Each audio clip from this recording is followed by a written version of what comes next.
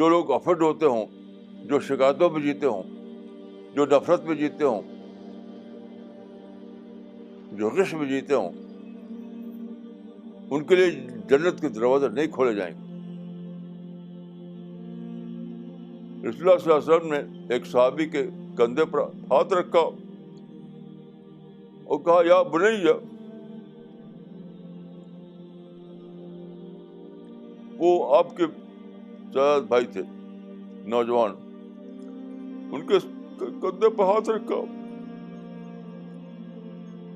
اور کہا کہ اے نوجوان, اگر تم سے ہو سکے تو ایسا کرو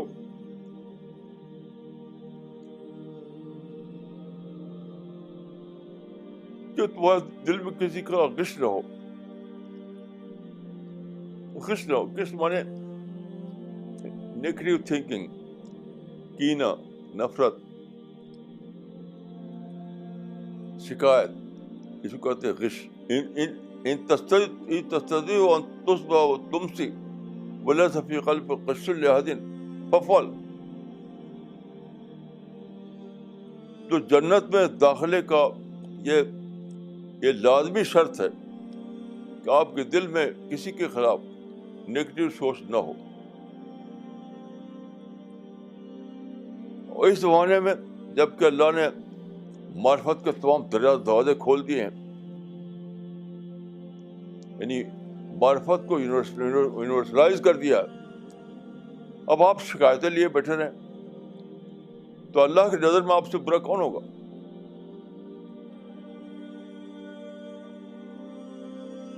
اللہ کی نظر میں آپ سے برا کون ہوگا؟ تو آپ خلق عظیم کو اپنائیے, یعنی برتر سطح پہ جینا. خلق عظیم کا مطلب ہے برتر سطح پہ جینا, high thinking, high character, high level of life.